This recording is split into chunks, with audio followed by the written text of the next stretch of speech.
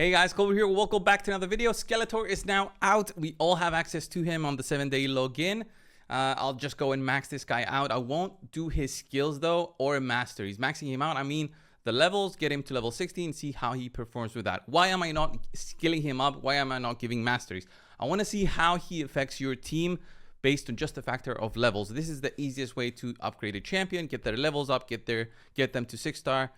Actually, not even that easy for many players out there, even to get the 6-star. But I want to see his performance. How can you guys use him as a new player out there to your benefit? He's got an A1 with a double hitting attack. Each hit, 75% chance of increasing the duration of a random debuff on the target for 1 turn. That is screaming, okay, place this guy in your clan boss team. He's going to help out your poison debuff champions, your decreased attack champion, your decreased defense champion, to get their debuffs to stay longer on the boss. The A2 skill, again, single target, places a petrification debuff. This screams I need skill books for it to be effective. Why? Well, it's a 75% chance to place petrification. So I am imagining that it's the same chance to also place the decreased attack or decreased speed debuff as well. This cannot be placed on all bosses, but decreased speed is nice to have.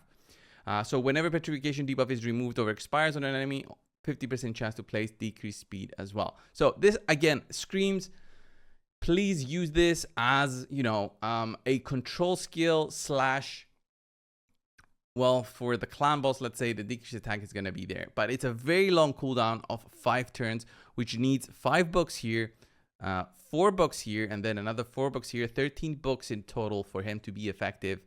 It's just very difficult for me to push for this champion and just say, yeah, go for it. Places a 50% increased accuracy buff on all allies. That's great. 75% chance to steal any block debuffs. Fantastic. And 1 other random buff from each enemy. Okay. Then decreases the terminator by 15%. If an enemy is from the Talarian League, decreases that enemy's terminator by 30%. And the Master of Evil Ascension passive, whenever this champion attempts to place a debuff, steal a buff, decrease an enemy's terminator, or increase the duration of a debuff on an enemy, increases the champion's accuracy by 20 for each buff on that enemy. So what basically this says is he'll have more accuracy than you initially built him for, but nothing crazy. 20 accuracy is not going to be, you know, game changing. Whenever this champion is hit, has a 40% chance to place a 50% decreased resistance debuff on the attacker for 1 turn. That is nice, but by no means a game changer. The chance increases to 75% against champions from the Talarian League. I just don't see it, guys. I don't see it, guys. Very mediocre, to say the least. So let me just throw in a little bit of experience with this guy. We'll be doing the maxing out live right now. Boom. And then 1, 2, 3, 4, 5 chickens and ascensions. There he is. So how will I go about building Skeletor? Okay. Oh, there he is. And the levels, right? How will I go about building Skeletor? If I'm like a new player, okay, you're a new player, you just want to see, okay, how can I use him? Coldbrew. I have 4 champions. How can I use him as part of that? Well, he's got an increased accuracy aura, meaning you'll use him in the leader slot to basically enable you to do so much better in terms of pushing the dungeons. Dungeons need about 200 accuracy for stage 20 to work. So as a new player, this is key to making all your other champions work better, namely your debuff champions. And if you've picked Kale as a starter champion, this will be huge for assisting Kale with just applying debuffs. Double hitting attack on the A1 is okay, but it's the increased duration of random debuff on the target that is good. If you book him out, this goes to 100%, makes him way more consistent, way better for longer fights, especially with applying decreased attack and then just extending the duration of debuffs. But it's 1 random debuff, so it's not all debuffs. So if you've got like a boss with multiple debuffs, it just doesn't guarantee that it will be increasing the duration of your, let's say, decreased attack debuff all the time. So have that in mind. It's by no means an insane champion, and I haven't checked the reviews, but I'm guessing his reviews are around the 3 mark. He might get like a 4 point on clan boss. Okay, we haven't checked. 3 mark, yeah. Not even on clan boss, they didn't even justify giving him a little bit better. But honestly, 4 on a clan boss, you know, it's not like I can see it, but increased accuracy helps. Stealing buffs, it can help, but honestly, this skill is not that fantastic. I would, honestly, if I'm okay with my accuracy, I would lock this skill out, even for clan boss. Unless you're very annoyed with the clan boss's increased attack buff. So the A2 basically and the A1 is what you're going to be using. So how am I going to build this guy out? I will build him with a little bit of accuracy. And then honestly, if you can, Relentless Gear sounds great for him. But as a new player, Lifesteal, it's going to work great. And not many players out there have Lifesteal, but Lifesteal is going to be great in terms of him surviving for the clan boss and running this mastery here called War Master. If you want to push masteries for Skeletor, but honestly, the damage that you'll get will be very minimal from his attacks. I do not think his multipliers are going to be high enough to be worth it. So let me just build Skeletor out very quickly, and we'll come back and see how he performs. Right, so before we carry on with the proper showcase of the Skeletor champion, I wanted to test out his damage, right? He's got a damaging skill. He's HP based. I threw a Savage set on him, so we ignore defense. Again, I don't have the mastery, so we're missing a good chunk of added bonuses here, and also extra damage coming in from here. 15% is nothing to say, oh, that's nothing, right? But again, this will be a champion that you guys will be getting. Like, everybody will be getting this champion. I guarantee he won't be used by any of the serious players out there as a damage dealer. So that's why I'm not even putting in the effort to properly, you know, max out his damage. So we got 88,000 health and 264 crit damage with a Savage set. I mean, could have been worse. All right, could have been worse. Just have a look at the damage here. We're gonna go over to the Dragon's Lair. Let's go stage 23. Just gonna throw him in there with a couple champions. I think just want to see if we can get like a defense down. We can, and that's basically it. Okay, to see the maximum damage I could possibly do, right, would be that. But really, a single target A2, it's not it's not like other champions we have in the game right now. So Skull Comment, this is the petrification skill also. So just hit anybody there, void, so I don't really care. They've got relatively high defense, but the weaken debuff, the defense down debuff, they're nice. Okay, let's do that. A2, 84,000 with the defense down and weaken is absolutely disgustingly low, honestly. Even if like Helm Smasher proc, I would have seen this maybe go to like 100,000, right? So nothing too crazy. The A1 does okay, like 32,000 plus another 33, so 60,000 overall. It's basically nothing. It's basically nothing. I wouldn't go crazy over him with this kind of setup, with like a damage setup. So what I'll do now is I'll switch on him to the, I guess, the build that many out there are going to be running.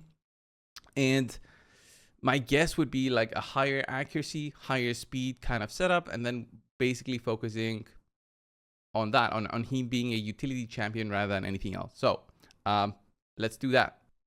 Okay, so now we're back. I mean, Stone Skin set would work nicely on him as being like a more PvP focused set. If you want to run accuracy on him, you can. Accuracy does definitely help a ton. I could see Feral set, like a more heavy Feral set would work nice on him, but Feral is through the siege. I don't think many players out there have a good, you know, composition of Feral pieces. So I went for just stats, 250 speed, 600 accuracy, and then just a little bit of survival. Honestly, you're going to be running more health than anything just to make him like a tanky target so he can get hit, and then basically apply decreased resistance debuff on the attacker. So he'll be like a more utility champion with a single target control skill. That's it, unfortunately. And also I guess the A3 can also be considered something. So if I'm gonna be using him, let's say in arena, honestly, single target control, I can see like Wukong doing it, but Wukong is also like a DPS, so you would have also that in mind. So in this kind of setup, like you see here, I'll probably run him together with you know, a damage dealer that I usually run. So let's do Foley here as an example, and let me check on Foley. Does he have gear on? Yes, he does have something. So we'll see on how this works in terms of like a proper setup to go with. So let's run the arena fight and see Skeletor in action. All right, so we boost up. Armands is going to control the enemies. Great. Now we got sheeped. Okay, it's fine. We get unsheeped now. And then I would do this. Okay, this would also basically steal buffs, steal the block debuffs, which would be amazing, and increase accuracy. Increase accuracy would help with everything, but the increased accuracy will be placed on us, so that 600 accuracy that I have right now becomes what, 900, and then decreases turn meters again. So this is in addition to everything else. Look at that, decreasing turn meter, and then I'll do my big attack here with Foley. Hopefully take somebody out. Yeah, we did. Nothing too crazy. And oh, Wukong is gonna revive there. That's not great. But let's see. Do we petrify her? Yeah, we did. Nice. There's the revive on him. And in terms of utility, now Skeletor has become useless. Okay, I do have longer cooldowns now, much longer cooldowns, because I haven't booked him out. But these would have been like 3 turns each.